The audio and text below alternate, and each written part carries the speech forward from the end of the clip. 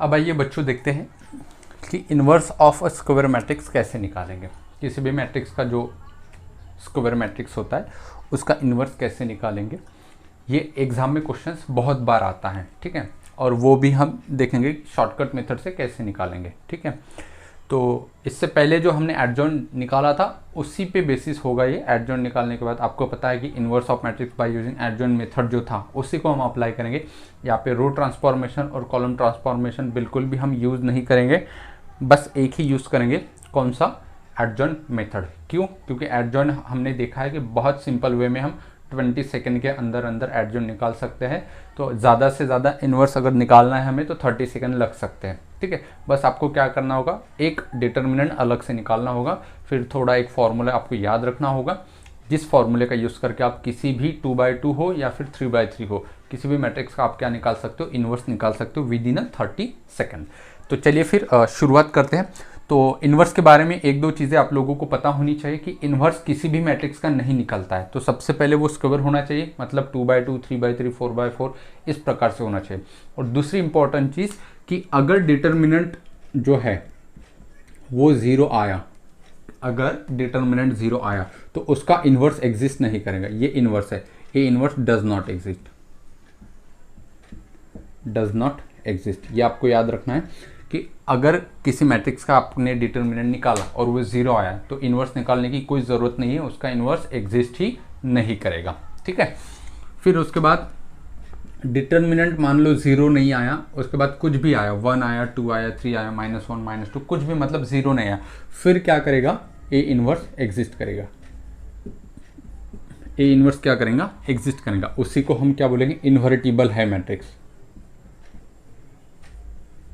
Invertible matrix है। Invertible matrix का क्या मतलब होता है कि ऐसा मैट्रिक्स कि जिसका इन्वर्स निकल सकता है।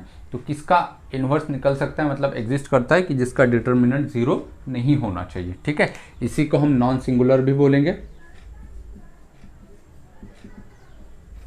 Non singular.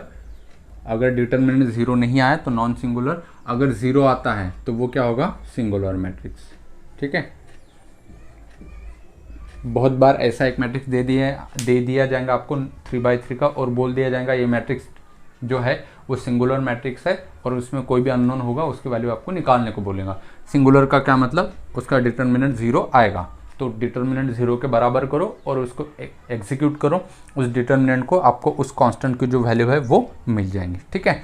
तो आपको इतनी चीज़ें याद रखनी है कि अगर किसी भी मैट्रिक्स का डिटर्मिनेंट जो है वो 0 आया तो वहाँ पे जो है आपको स्टॉप करना है, उसका इन्वर्स एग्जिस्ट नहीं करेगा। अब थोड़ा बहुत एग्जांपल लेते हैं, पहले स्टार्ट करते हैं 2/2 से। Question number 1, find the inverse of that matrix. और ए है, ए इक्वल्स टू है मेरे पास मैट्रिक्स है 2/2 का 2 3 4 6, 2 3 4 6, ठीक है। और इन्वर्स निकालने के लिए मैं जो बेटा फॉर्मूला यूज़ करूँगा वो A inverse equals to formula याद रखना है 1 determinant of A into adjoint of ए।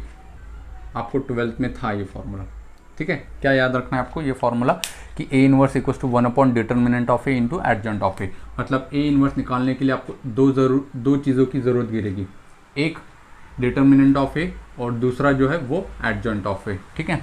तो चलिए इसका सबसे पहले डिटर्मिनेंट ऑफ ए निकाल लेते हैं, देखते हैं अगर 0 आया तो यहीं पे क्वेश्चन खत्म होगा। तो कितना होगा बेटा, है 4, ये 12 -12, तो कितना आया बेटा, ये determinant of A equals to 0।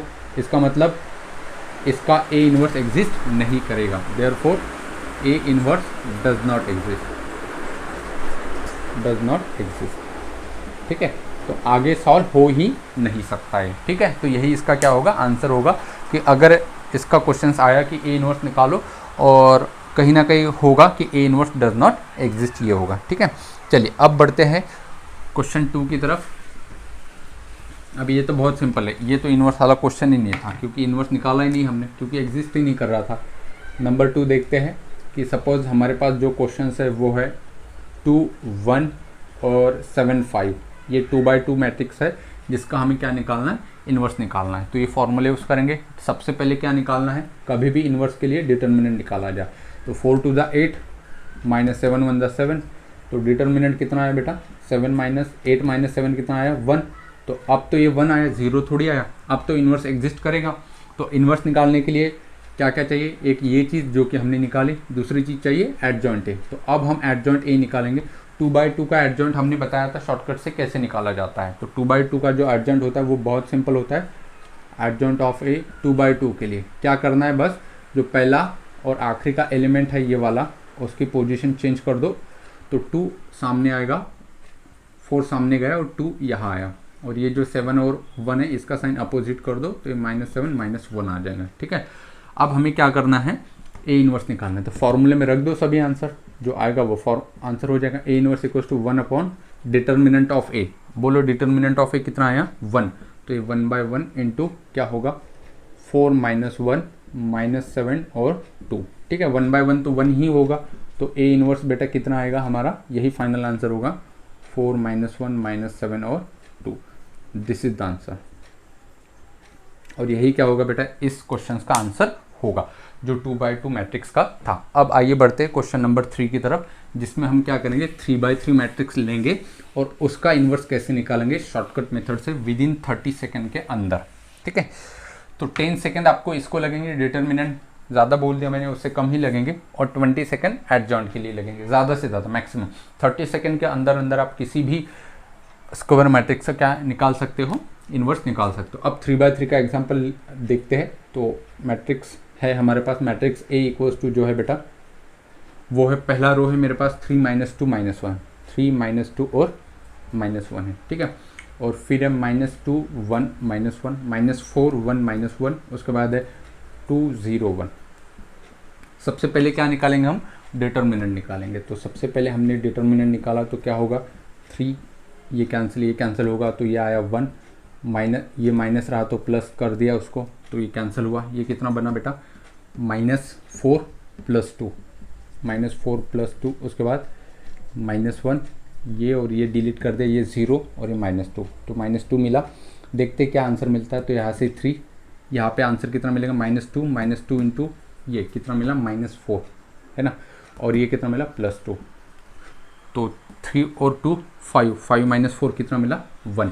तो डिटर्मिनेंट ऑफ ए कितना आया बेटा, 1 आया। डिटर्मिनेंट ऑफ ए कितना आया, 1 आया।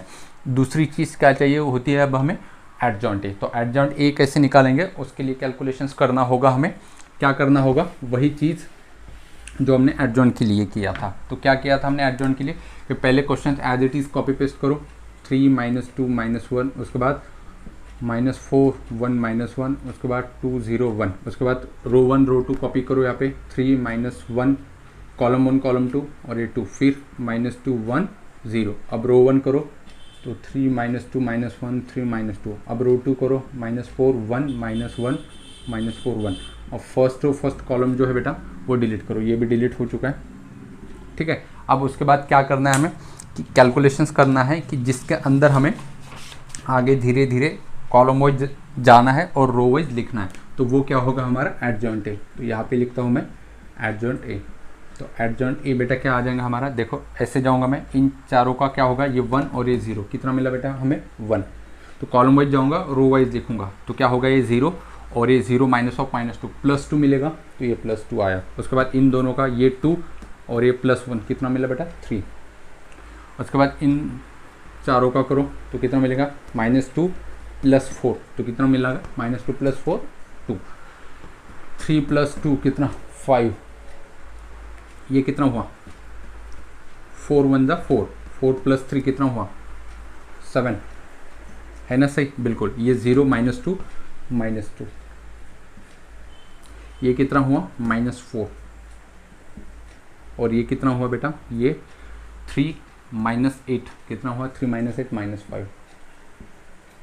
-5 तो हमारे पास एडजॉइंट आ चुका है। तो यही मेरा काम था कि मुझे क्या क्या निकालना था, डिटर्मिनेंट निकालना था और एडजॉइंट निकालना था, जो कि मैंने निकाल लिया है।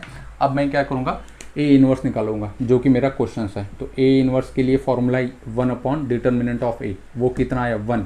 तो जो एडजॉइंट है वही इनवर्स होगा, क्योंकि 1/1 तो 1 ही होता है। तो क्या आएगा, 1 2 3 2 5 7 एंड -2 -4 -5। ठीक है, आंसर क्या आया, 1/1 मतलब 1 ही होगा, तो लिखने की कोई ज़रूरत नहीं। तो ए इनवर्स कितना आएगा बेटा हमारे पास, 1 2 3 2 5 7 -2 -4 -5। ठीक है, मुझे पूरी उम्मीद है बच्चों की आप लोगों को समझ में आया होगा।